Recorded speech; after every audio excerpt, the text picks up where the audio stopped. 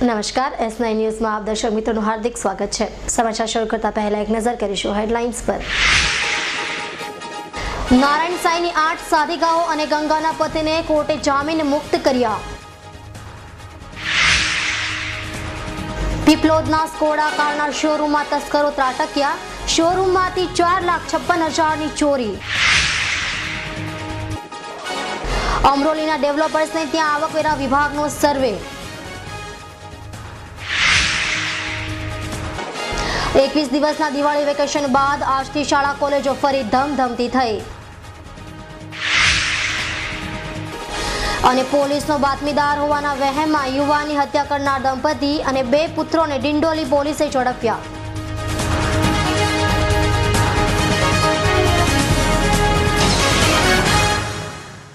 હવે જોઈએ સમાચાર વિસ્તારથી। શહેરની ડિસ્ટ્રિક્ટ કોર્ટ દ્વારા નારાયણ સાંઈની આગોતરા જામીન અરજી ફગાવી દીધા તે અંગે બચાવ પક્ષના વકીલ દ્વારા કોર્ટ સમક્ષ સર્ટિફાઈડ નકલ માંગતી અરજી કરી છે અને નકલ મળ્યા બાદ તેનો અભ્યાસ કરી હાઈકોર્ટના શરણે જવાની શક્યતાઓ સેવાઈ રહી છે। શહેરના જહાંગીરપુરા પોલીસ મથકે નારાયણ સાંઈ સામે પીડિતા દ્વારા બળાત્કારની ફરિયાદ નોંધાયા બાદ નાસ્તા ફરતા નારાયણ સાંઈની આગોતરા જામીન અરજી ડિસ્ટ્રિક્ટ કોર્ટ દ્વારા ફગાવી દેવામાં આવી હતી અને અગાઉ નાસ્તા ફરતા નારાયણ સાંઈ સામે સુરત પોલીસે ભાગેડું જાહેર કરી માહિતી આપનારને 5 લાખના ઇનામની જાહેરાત કરી છે। ત્યારે નારાયણ સાંઈના વકીલ કલ્પેશ દેસાઈના જણાવ્યા મુજબ ગુરુવારે આગોતરા જામીન અરજી ફગાવી દેતા કોર્ટ સમક્ષ સર્ટિફાઈડ નકલ માટે અરજી કરાઈ હતી અને શનિવાર તથા રવિવારે હાઈકોર્ટ બંધ હોવાથી તે સમયગાળા દરમિયાન નકલનો અભ્યાસ કરી સોમવારે હાઈકોર્ટ સમક્ષ આગોતરા જામીન અરજી કરવાનું આયોજન થયું છે। નારાયણ સાંઈના બનાસકાંઠા ખાતે આવેલ ગામપોઈ આશ્રમમાંથી ઝડપાયેલી 8 સેવિકાઓ અને નારાયણ સાંઈની મુખ્ય સેવિકા ગંગાના પતિ પ્રમોદ મિશ્રાની રેગ્યુલર જામીન અરજી બાદ કોર્ટે તમામને જામીન મુક્ત કર્યા હતા। બળાત્કારની ફરિયાદ બાદ નાસ્તા ફરતા નારાયણ સાંઈને શોધવા માટે સુરત શહેર પોલીસે સમગ્ર દેશમાં આવેલ આશારામના આશ્રમોમાં શોધખોળ હાથ ધરી છે અને સુરત પોલીસની ટીમે બનાસકાંઠાના ગામભોઈ આશ્રમ ખાતે દરોડા પાડી ત્યાંથી નારાયણ સાંઈની 8 સેવિકાઓની ધરપકડ કરી હતી અને તે તમામ સેવિકાઓને સુરત લાવીને શહેર પોલીસે 2 દિવસના રિમાન્ડ લીધા બાદ લાજપુર જેલમાં રવાના કરી હતી। ત્યારે 8 સેવિકાઓ દ્વારા રેગ્યુલર જામીન અરજી કોર્ટ સમક્ષ કરાતા બંને પક્ષોની દલીલો પૂરી થઈ હતી અને શુક્રવારે તમામ 8 સેવિકાઓને કોર્ટે જામીન મુક્ત કર્યા હતા। ઉપરાંત નારાયણ સાંઈની અંગત સેવિકા ગંગા અને તેનો પતિ પ્રમોદ મિશ્રાની શહેર પોલીસે ઉદયપુરથી ધરપકડ કરી હતી જેમાં પ્રમોદ મિશ્રા દ્વારા જામીન અરજી કોર્ટ સમક્ષ કરાઈ હતી અને તેની પણ તમામ દલીલો પૂર્ણ થતા કોર્ટે તેને જામીન મુક્ત કર્યો હતો।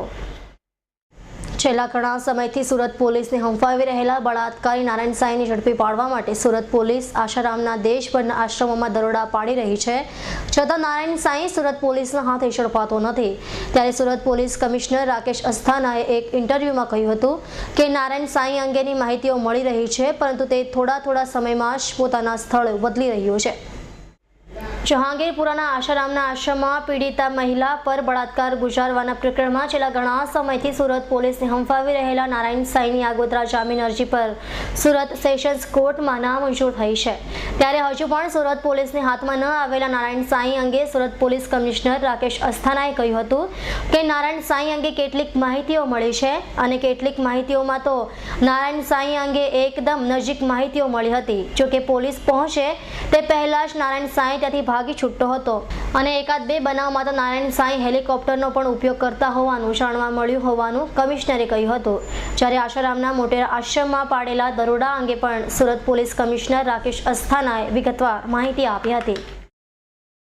નારાયણ સ્વામી એબ્સ્કોન્ડ કરી રહ્યા છે અને જ્યાં સુધી એ પકડાય નહીં ત્યાં સુધી ડિફરન્ટ ટાઈપ ઓફ ઇન્ફોર્મેશન અમને મળતી હોય છે। એમાં એક ઇન્ફોર્મેશન એવી પણ છે કે એ ફાસ્ટ મોડ ઓફ ટ્રાન્સપોર્ટેશનનો ઉપયોગ કરીને ભાગે છે। એમાં એક જગ્યા ઉપર એ રહેતો નથી અને બહુ વધારે સમય નથી રહેતો અને ફ્રિકવન્ટલી જગ્યા ચેન્જ કરે છે। 1-2 ઇન્ફોર્મેશન એવી મળી હતી કે આ પર્ટિક્યુલર પોઈન્ટ ઉપર એ હેલિકોપ્ટરનો ઉપયોગ કરીને આવ્યા હતા અને પછી ત્યાંથી નીકળી ગયા હતા પણ આ ઇન્ફોર્મેશન કેટલા હદે સાચી છે એમનું વેરિફિકેશન બાકી છે અને અમે ટ્રાય કરીએ છીએ દરેક જગ્યા જ્યાં અમારી ટીમ છે જે કોઈ ઇન્ફોર્મેશન મળે લોકલ પોલીસની સંકલનમાં રહીને વેરીફાઈ કરીને એમના કામ કરવાનું। કેટલી માહિતી આપણને મળી છે? ત્યાંથી hard disk, pen drive, memory card અને થોડા ઘણા ડોક્યુમેન્ટ્સ સીઝ કરવામાં આવ્યા છે. અમારી જે સર્ચ ઓપરેશન હતી એ કરીબ સાંજ સુધી ચાલેલી. એમાં બહુ ઝીણવટભરી રીતે તપાસ કરવામાં આવી છે અને બહુ માઇન્યુટલી સર્ચ કરવામાં આવી છે અને હાર્ડ ડિસ્ક, પેન ડ્રાઈવ વગેરે સીઝ કરવામાં આવ્યા છે. એ તમામ જે ઇલેક્ટ્રોનિક એવિડન્સીસ મળ્યા છે એમને ફોરેન્સિક એનાલિસિસ માટે FSLમાં મોકલી આપવામાં આવે છે. સર, જે સમયે સર્ચ કરવામાં આવ્યું કયા પ્રકારનો માહોલ હતો ને ખાસ કરીને જે અંડરગ્રાઉન્ડ જે રૂટ બનાવ્યા હતા એ કયા પ્રકારના? આ માહોલના જ્યાં સુધી સવાલ છે, અમને સર્ચના દરમિયાનમાં કોઈ પણ મુશ્કેલી આવેલી નથી. હવે સ્મૂથલી અને સાયલેન્ટલી આ સર્ચનું ઓપરેશન પૂર્ણ થયું હતું. અને જ્યાં સુધી અંડરગ્રાઉન્ડ રૂમ્સના સવાલ છે, ત્યાં 2 અંડરગ્રાઉન્ડ રૂમ્સ છે જેમનો ઉપયોગ કરવામાં આવતો હતો. પણ મોટાભાગે આશ્રમનું કન્સ્ટ્રક્શન એવું છે કે જે પાછળની સાઈડના રૂમ્સ છે એ બહારથી અંડરગ્રાઉન્ડ રૂમ્સ જેવા લાગે છે. પણ આ એક લેવલ ઉપર નથી એટલા માટે થોડું સ્લોપમાં છે એટલે અંડરગ્રાઉન્ડ લાગે છે. પણ એકચ્યુઅલી અંડરગ્રાઉન્ડ રૂમ્સ 2 અમને મળ્યા હતા ત્યાં. એનો કોઈ ઉપયોગ થતો એવું કંઈક થશે? ઉપયોગમાં લેવાય છે, રૂમ તો છે, ઉપયોગમાં લેવાતા હતા. અને ત્યાં ડોક્યુમેન્ટ્સ, મોટાભાગના રૂમોમાં ડોક્યુમેન્ટ્સ બહુ ભારી સંખ્યામાં છે. દિવાળી પછી આરામ કરી રહેલા ઇન્કમટેક્સ વિભાગના અધિકારીઓએ આળસ ખંખેરી શુક્રવારના રોજ અમરોલી ખાતે આવેલ માનસી સર્કલ પાસેના બિલ્ડરોને સાણસામાં લઈ તપાસ હાથ ધરતા બિલ્ડરોમાં ફફડાટ વ્યાપી ગયો હતો. દિવાળી પહેલા શહેરમાં કરચોરો સામે લાલ આંખ કરનાર આવકવેરા વિભાગના અધિકારીઓ દિવાળી પછી જાણે આરામના મૂડમાં આવી ગયા હતા. જોકે શુક્રવારે આવકવેરા વિભાગના અધિકારીઓએ આળસ ખંખેરી કામગીરી હાથ ધરી હતી, જેમાં અમરોલી માનસી સર્કલ પાસે આવેલ માધવ ડેવલપર્સ અને સેન્ટોસ હાઇટર્સમાં સર્વેની કામગીરી હાથ ધરતા બિલ્ડરોમાં ફફડાટ વ્યાપી ગયો હતો. જ્યારે આ બિલ્ડરોને ત્યાંથી મોટા પ્રમાણમાં કાળું નાણું મળી આવશે તેવી આવકવેરા વિભાગના અધિકારીઓએ આશા સેવી છે. સુરતમાં દિવાળી તાણે જ જાણે તસ્કરો પોલીસની નાક દબાવી રહ્યા છે તેમ લાગી રહ્યું છે. ત્યારે ફરી રાત્રિના સમયે ઠંડીની શરૂઆત સાથે તસ્કરોએ શહેરના પોશ વિસ્તાર ગણાતા પીપલોદ પાસે આવેલ લક્ઝુરિયસ કાર સ્કોડાના શોરૂમને નિશાન બનાવ્યું હતું અને તસ્કરોએ સ્કોડાના શોરૂમમાં ઘૂસી ત્યાંથી તિજોરી તોડી તેમાંથી રોકડા રૂપિયા 4,56,000ની મતાની ચોરી કરી ભાગી છૂટ્યા હોવાનો બનાવ પ્રકાશમાં આવતા ચકચાર મચી જવા પામી છે. સુરતમાં જાણે હવે તસ્કરો ફાટીને આસમાને ગયા હોય તેમ લાગી રહ્યું છે, કારણ કે રોજે રોજ શહેરના જુદા જુદા વિસ્તારોમાં તસ્કરો અને ઓછોડા તોડો હાથ ફેરો કરી રહ્યા છે.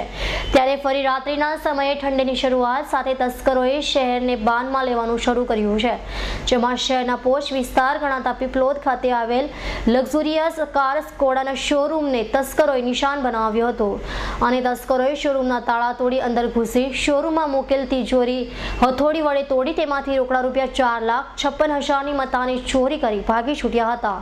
બનાવ અંગે સવારના સમયે શોરૂમ ખોલતા ચોરી થઈ હોવાની જાણ થતા શોરૂમમાં કામ કરતા યતિન પટેલે તાત્કાલિક પોલીસને જાણ કરી હતી, જેથી બનાવની ગંભીરતા પારખી ઉમરા પોલીસ મથકનો સ્ટાફ શોરૂમ પર ધસી ગયો હતો, જ્યાં સ્ટાફે ફરિયાદ લઈ ડોગ સ્ક્વોડની મદદથી તપાસ હાથ ધરી હતી.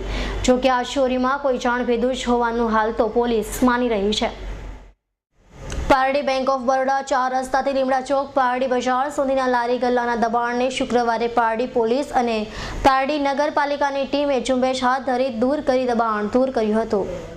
પારડી નગરમાં વારંવાર ટ્રાફિક સમસ્યાના કારણે વાહન ચાલકોને ભારે સમસ્યા ઊભી થાય છે અને ટ્રાફિક સમસ્યા અંગે વારંવાર રજૂઆતો થાય છે. ત્યારે શુક્રવારે સવારે પારડી નગરપાલિકાના સ્ટાફે પારડી પોલીસ સાથે મળી પારડી બેંક ઓફ બરોડા 4 રસ્તાથી લીમડા ચોક સુધીના વિસ્તારમાં ટ્રાફિકની સમસ્યા ઊભી કરતા લારી ગલ્લાવાળાઓને દૂર કરી રસ્તો ખુલ્લો કર્યો હતો, જેથી હાલ પૂરતી તો ટ્રાફિકની સમસ્યા દૂર થઈ છે, પરંતુ આનો કાયમી ઉકેલ આવે તેમ સ્થાનિકો કહી રહ્યા છે.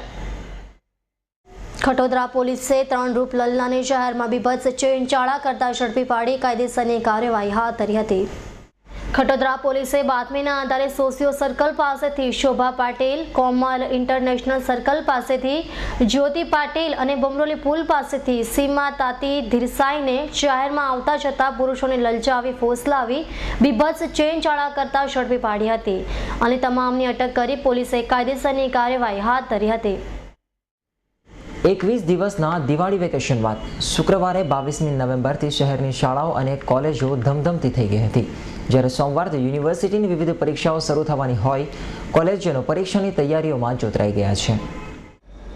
ગુજરાત શિક્ષણ બોર્ડની શહેર તથા જિલ્લાની તમામ પ્રાથમિક, માધ્યમિક તથા ઉચ્ચતર માધ્યમિક વિભાગની શાળાઓમાં 21 દિવસનો દિવાળી વેકેશન ગુરુવારના રોજ 21મી નવેમ્બરે અંત આવી ગયો હતો અને શુક્રવારે 22મી નવેમ્બરથી શાળા કોલેજો પુનઃ શરૂ થઈ ગઈ છે. સવારની પહોરમાં સ્કૂલ બસ વિના સુમસામ બનેલી સડકો પર બસો દોડતી થઈ ગઈ હતી અને શાળાઓની માફક વીર નર્મદ સાઉથ ગુજરાત યુનિવર્સિટીના સંલગ્ન વિવિધ કોલેજોમાં પણ શિક્ષણ કાર્યનો પ્રારંભ થયો હતો. યુનિવર્સિટીમાં વિદ્યાર્થીઓની પણ અવરજવર શરૂ થવા સાથે વિવિધ વિભાગોમાં પણ ધમધમવા માંડ્યા હતા. જોકે કોલેજોમાં દ્વિતીય શૈક્ષણિક સત્રના આરંભ પરીક્ષા સાથે થવાનો હોય સોમવારથી યોજાનાર પરીક્ષાઓને લઈ વિદ્યાર્થીઓ અને શિક્ષકોએ તૈયારીઓ પણ શરૂ કરી દીધી છે. પ્રથમ સત્ર પૂરું થયું અને આજથી 21 દિવસના દિવાળીના વેકેશન પછી બીજું સત્ર ચાલુ થયું છે, જ્યારે શાળામાં વિદ્યાર્થીઓની સંખ્યામાં લગભગ 50% જેવા બાળકો નાના ધોરણમાં ઓછા, જ્યારે મોટા ધોરણમાં થોડા વધારે જોવા મળે છે. શુક્ર શનિ પછી સોમવારથી લગભગ શાળા રાબેતા મુજબ થશે એવું જણાઈ રહ્યું છે અને બીજા સત્રમાં બાળકો પોતાનું પાછી પ્રવૃત્તિમય બની અને કાર્યરત બનશે એવું હમણાં તો લાગી રહ્યું છે. બીજા સત્રમાં અમારે વાર્ષિકોત્સવ અને અન્ય થોડી પ્રવૃત્તિઓ આવશે. ઘણી ખરી પ્રવૃત્તિઓ પ્રથમ સત્રમાં કરાવાઈ ગઈ છે, એટલે બીજા સત્રમાં વાર્ષિકોત્સવને આવરી લઈશું. પોલીસનો બાતમીદાર હોવાનો વહેમ રાખી નીલકંઠનગર ખાતે રાત્રિના સમયે 4 અજાણ્યા ઈસમોએ એક શ્રમજીવી યુવાન ઉપર હુમલો કરી તેની હત્યા કરી નાખનાર 2 કિશોરો, એક મહિલા સહિત 4 હત્યારાઓને ડિંડોલી પોલીસે ઝડપી પાડ્યા હતા. લિંબાયત દિંડોલીના બાલાજીનગરમાં રહેતા અંકિત સદાશિવ મિસ્ત્રીને પોલીસનો બાતમીદાર હોવાનો આજ વિસ્તારમાં રહેતા સેરા નામના વ્યક્તિને શંકા હતી. તેથી તેણે ગત મંગળવારે રાત્રિના સમયે અંકિતને ડિંડોલી નીલકંઠનગર ઘર નંબર 104ની સામે જ અટકાવ્યો હતો, જ્યાં સેરાએ તેના 2 પુત્ર, પત્ની તથા મનવીર ઉર્ફે ગોરી નામના ઈસમ સાથે મળી તીક્ષ્ણ હથિયાર વડે અંકિત પર હુમલો કર્યો હતો, જેમાં અંકિતના શરીરે ગંભીર ઇજાઓ થતાં તેનું ઘટના સ્થળે જ કમકમાટીભર્યું મોત નીપજ્યું હતું. જ્યારે બનાવ બાદ આરોપીઓ ઘટના સ્થળેથી ભાગી છૂટ્યા હતા અને બનાવ અંગે પોલીસને જાણ થતાં તાત્કાલિક પોલીસે સ્થળે પહોંચી લાશનો કબજો લઈ તપાસ હાથ ધરી હતી અને હત્યા કરનાર સેરા ઉર્ફે શેરસિંહ યાદવ, તેની પત્ની મંગલા અને તેના 2 પુત્રોને પોલીસે ઝડપી પાડ્યા હતા. જ્યારે મનવીર ઉર્ફે ગોળી નામનો હત્યારો ભાગતો ફરતો હોય પોલીસે તેને ઝડપી પાડવા ચક્રો ગતિમાન કર્યા છે. રુસ્તમપુરા રૂપમ ટોકીઝ પાસેથી સ્પેશિયલ ભાડે રિક્ષા કરી ઊન પાટિયા સુધી જઈ ફરી કિન્નરી સિનેમા પાસેથી રૂપમ સિનેમા પાસે આવેલ માછેવાડ ઝુંપડપટ્ટી પાસે એકાંતવાળી જગ્યાએ લાવી રિક્ષા ચાલકના ગળે ચપ્પુ મૂકી તેના રોકડા રૂપિયા તથા મોબાઈલ ફોનની લૂંટ કરી અજાણ્યા ઈસમો ભાગી છૂટ્યા હોવાનો બનાવ પોલીસ મથકે નોંધાવા પામ્યો છે.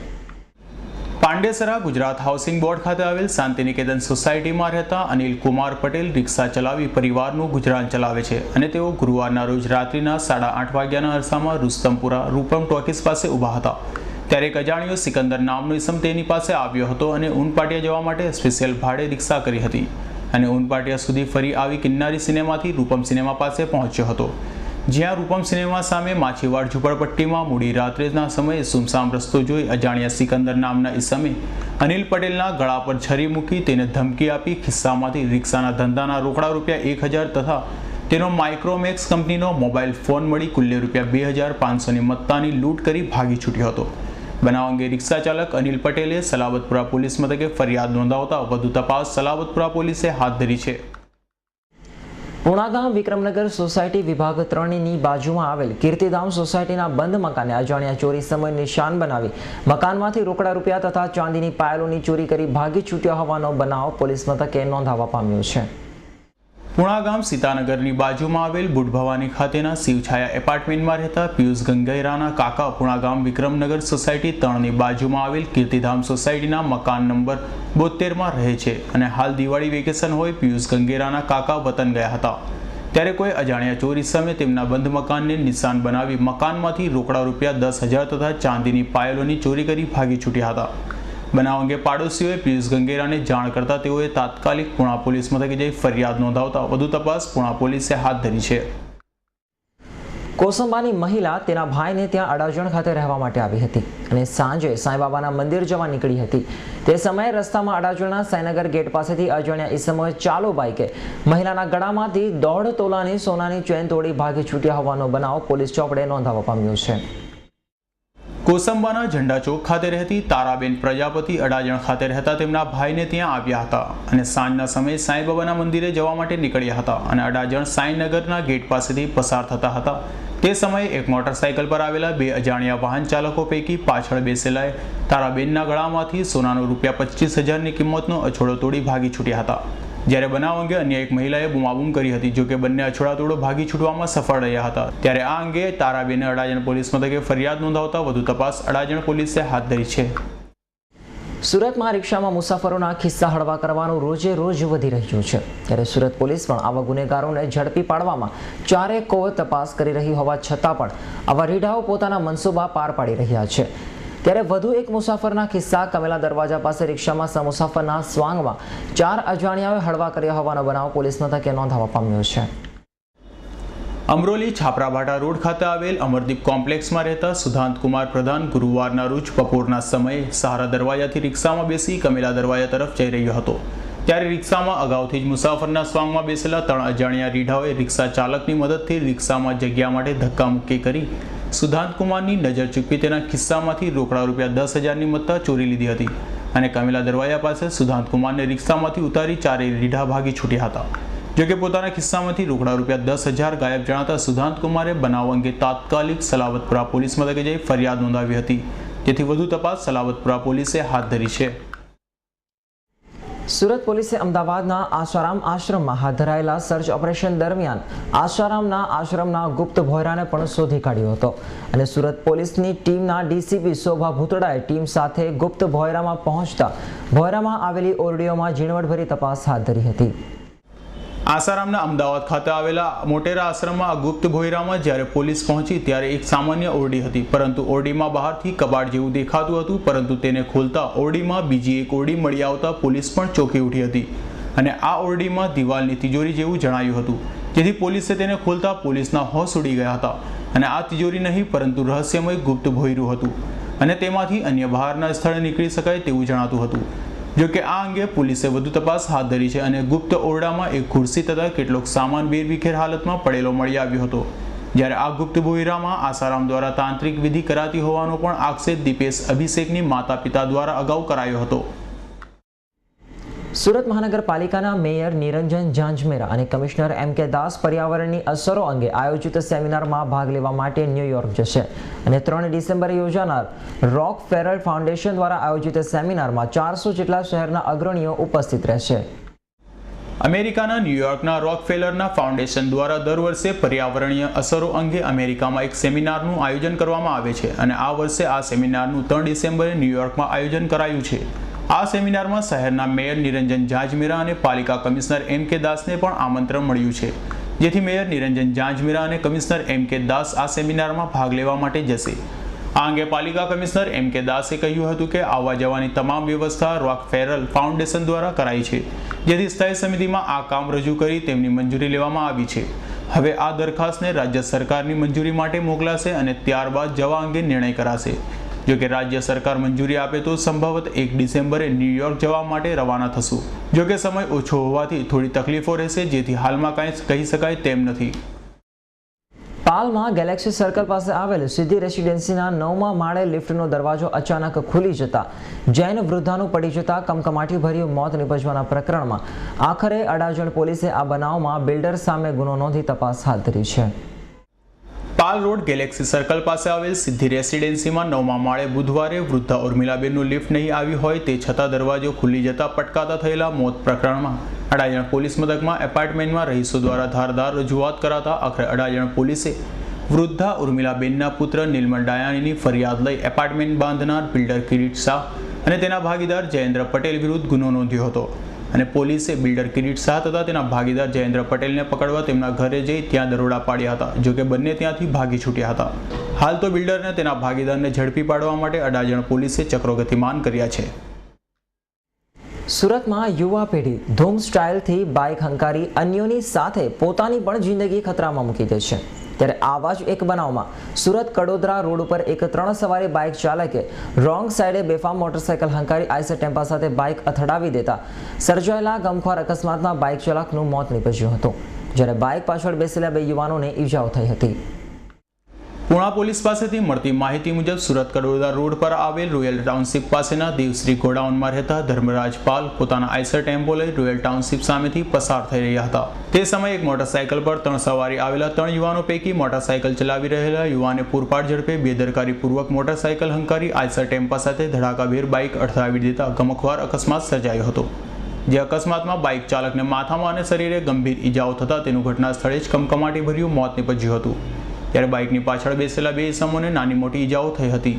બનાવ અંગે પુણા પોલીસને જાણ થતાં તાત્કાલિક પોલીસે ત્યાં પહોંચી અકસ્માત મોતનો ગુનો નોંધી વધુ તપાસ હાથ ધરી છે. શાળાઓની માફક શુક્રવાર એટલે કે 22મી નવેમ્બરથી શહેરના હીરા ઉદ્યોગ અને એમ્બ્રોઇડરીના કારખાનાના વેકેશનનો પણ અંત આવી ગયો છે અને શુક્રવારથી જ 6.5 લાખ કામદારો પોતપોતાના ઉદ્યોગોમાં જોડાઈ ગયા હતા. દિવાળી વેકેશનના 21 દિવસનો સમય સડસડાટ પસાર થઈ ગયા બાદ શુક્રવારથી હીરા અને એમ્બ્રોઇડરીના મશીનના કારખાના શરૂ થઈ ગયા છે. બજારના વર્તુળોના જણાવ્યા મુજબ હીરાના 4500 કારખાના અને એમ્બ્રોઇડરીના 25,000 જેટલા કારખાનાઓ શુક્રવારથી ધમધમવા માંડ્યા છે અને હીરા ઉદ્યોગમાં 4.5 લાખ રત્ન કલાકારો તથા એમ્બ્રોઇડરીના 1,25,000 કારીગરો કામ પર જોતરાઈ ગયા છે અને મોટાભાગના રત્ન કલાકારો સૌરાષ્ટ્રથી પરત ફરી રહ્યા છે, તેથી કામદારોની હાલ કોઈ ઘટ દેખાતી નથી. સમાચારના અંતે એક નજર કરી લઈશું અત્યાર સુધીના મુખ્ય સમાચારો પર. નારાયણ સાંઈની 8 સાધિકાઓ અને ગંગાના પતિને કોર્ટે જામીન મુક્ત કર્યા. પીપલોદના સ્કોડા કારના શોરૂમમાં તસ્કરો ત્રાટક્યા. શોરૂમમાંથી 4,56,000ની ચોરી. અમરોલીના ડેવલપર્સને ત્યાં આવકવેરા વિભાગનો સર્વે. 21 દિવસના દિવાળી વેકેશન બાદ આજથી શાળા કોલેજો ફરી ધમધમતી થઈ. અને પોલીસનો બાતમીદાર હોવાના વહેમમાં યુવાનની હત્યા કરનાર દંપતી અને 2 પુત્રોને ડિંડોલી પોલીસે ઝડપ્યા.